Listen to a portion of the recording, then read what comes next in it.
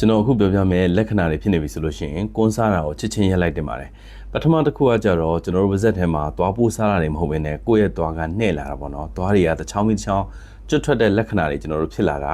ပြီးတော့ကျွန်တော်တို့သွားတွေကပိုးစားတာတွေဘာလည်းမရှိဘဲနဲ့သွားတွေကကျိန်းလာတာကျင်လာတာကျွန်တော်တို့ပုံမှန်ရည်လေးတောက်တယ်ဆိုတော့မှကျင်နေတာကိုခံစားရတာအဲ့လိုမျိုးသွားတွေနှဲ့ပြီးတော့မှကျွတ်ထွက်တာနဲ့ဒီလိုသွားကျင်တဲ့လက္ခဏာတွေပြနေပြီဆိုလို့ရှိရင်ကိုကလည်းကွန်းစားနေတယ်ဆိုလို့ရှိရင်ဒ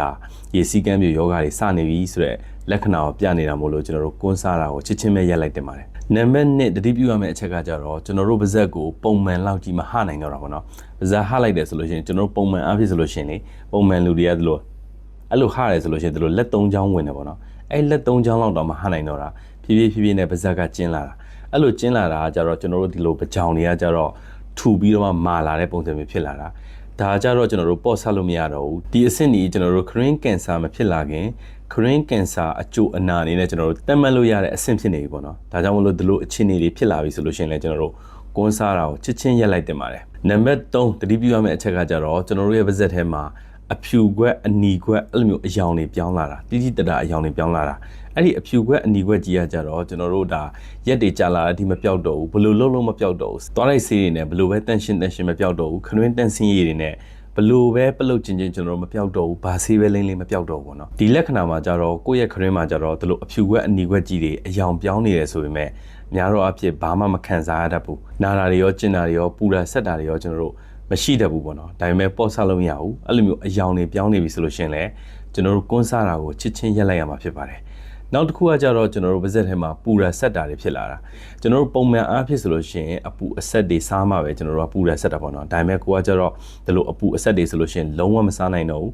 ပြီးတော့အပူအဆက်တွေစားတာမဟုတ်တဲ့အချိန်တွေမှာတော့မှကိုယ့်ရဲ့ခရင်းကပူဆက်ကြီးဖြစ်နေလို့မျိုးခံစားရတာတစ်ချိန်လုံးပူလောင်နေတာမျိုးတွေဖြစ်နေတာပေါ့နော်အဲ့လိုအနေအထားမျိုးကြတော့ဘာလို့လက္ခဏာပြနေရလဲဆိုတော့ခါကြတော့ခရင်းအရေပြားလေးတွေအမေးပါးလေးတွေ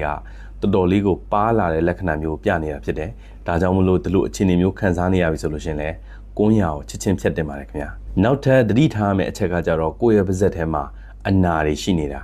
အနာတစ်ခုကကျွန်တော်တို့အရေပြားမှာပဲဖြစ်ဖြစ်ပါဇက်ထဲမှာပဲဖြစ်ဖြစ်ကျွန်တော်တို့တစ်ပတ်နှစ်ပတ်ထက်ကိုမပူဘူးဒါပုံမှန်အနာတွေဆိုလို့ရှိရင်အနာတွေကျက်သွားရမယ်ပျောက်သွားရမယ်ဒါပေမဲ့ကိုယ့်ရဲ့ခရင်းမှာဖြစ်နေတဲ့အနာတွေလုံးဝအနာတွေမကျက်သွားဘဲနဲ့ပူပြီးတော့ကြီးလာတာတော့ဒီအနာကြီးကကိုယ့်ရဲ့ပါဇက်ထဲမှာလာနဲ့ချီပြီးတော့မှရှိနေတာတော့နစ်နဲ့ချီပြီးရှိနေတာမျိုးတွေလည်းကျွန်တော်တို့ရှိနိုင်တယ်အဲ့လိုမျိုးအခြေအနေမျိုးတွေဆိုလို့ရှိရင်လည်းလုံးဝမပေါ်စားရအောင်အနာကြီးကိုစမ်းကြည့်လိုက်တယ်ဆိုလို့ရှိရင်အနာတစ်ခုကမမာခက်ခဲကြီးတွေဖြစ်နေတာအနာကိုကြည့်လိုက်တာနဲ့ပုံမှန်အနာနဲ့မတူကျွန်တော်တို့အနာကြီးရဆိုလို့ရှိရင်လုံးဝဖူးဖူးဖောင်းဖောင်းကြီးတွေနဲ့မွားစီတွေဖြစ်နေတာပုံတရံကိုကကျွန်တော်တို့ကြည့်လိုက်တယ်ဆိုလို့ရှိရင်ပုံမှန်အနာနဲ့မတူတာပေါ့နော်ကိုယ့်ရဲ့ခရင်းထဲမှာအဲ့လိုမျိုးအနာမျိုးတွေရှိနေဆိုလို့ရှိရင်လည်းပေါ်စားလို့မရဘူးကွန်းစားနေတာကိုချစ်ချင်းရက်ရမှာဖြစ်ပါတယ်နောက်ဆုံးတစ်ခုတတိပြုရမှာကျတော့ကျွန်တော်တို့ပါဇက်ထဲမှာအလုံးတွေအကျိတ်တွေအဖုတွေအဲ့လိုပုံစံမျိုးရှိနေတာကျွန်တော်တို့ကဒီပါဇက်လေးတွေဆိုလို့ကြည့်လိုက်တယ်ဆိုလို့ရှိရင်အသားလေးတွေအရန်နှုတ်ပြီးတော့မှလေပျော့ပျော့ပြောင်းပြောင်းလေးပဲပေါ့နော်အဲ့လိုမဟုတ်ဘဲနဲ့ကိုယ့်ရဲ့ပါဇက်ထဲမှာအလုံးအကျိတ်ကြီးတွေဆမ်းမိတာဒီလက္ခဏာမှာကျတော့လေကျွန်တော်တို့ခရင်းထဲမှာမဟုတ်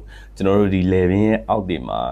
အဖုတွေအကျိတ်တွေအလုံးတွေကျွန်တော်တို့ရှိနေတယ်ဆိုလို့ရှိရင်လေကိုကကွန်းလဲစားတယ်ဆိုလို့ရှိရင်ဒီလက္ခဏာကိုလည်းကျွန်တော်တို့ကကြောက်ရမယ်တတိပြုရမယ်ဒီလိုမျိုးအဖုအကျိတ်တွေကျွန်တော်တို့ခရင်းထဲမှာလေပင်တွေမှာကျွန်တော်တို့တွေ့နေရပြီဆိုလို့ရှိရင်လေကွန်းစားတာကိုချစ်ချင်းရက်လိုက်ရမှာဖြစ်ပါတယ်ခင်ဗျာဒီဗီဒီယိုကြည့်နေတဲ့ကွန်းရစားတဲ့ညီကိုတွေကကြတော့ကျွန်တော်တို့ဒီလက္ခဏာတွေတွေ့တယ်ဆိုလို့ရှိရင်လုံးဝကြောက်ရမယ်စိုးရင်ရမယ်ပြီးတဲ့ခါကျလို့ရှိရင်ကွန်းစားတာကိုဒီနေ့ကစပြီးတော့မှကျွန်တော်တို့ရက်လိုက်ရမယ်ဒါတွေနဲ့မပြီးသေးဘူးကျွန်တော်တို့သွားတဲ့ခရင်ဆေးကန်းတွေကိုသွားပြီးတော့မှကျွမ်းကျင်တဲ့လူတွေနဲ့ကိုကြုံတွေ့နေရတဲ့လက္ခဏာကအန္တရာယ်ရှိတဲ့လက္ခဏာလားဒါမှမဟုတ်လို့ရှိရင်ပုံမှန်လက္ခဏာကိုပဲကိုကစိုးရင်နေတာလားဆိုတာကိုကျွန်တော်တို့စမ်းတက်ပြီးတော့မှကျွန်တော်တို့တည်တည်ချာလေးဆွေးနွေးတဲ့အကြောင်းကိုလည်းကျွန်တော်ကအကြံပေးချင်ပါတယ်ခင်ဗျာဒါဆိုရင်ကျွန်တော်တို့နောက်ဗီဒီယိုတွေမှာပြန်တွေ့ပါမယ်နေ့ရက်တိုင်းမှာပြောနေကြပါစေခင်ဗျာ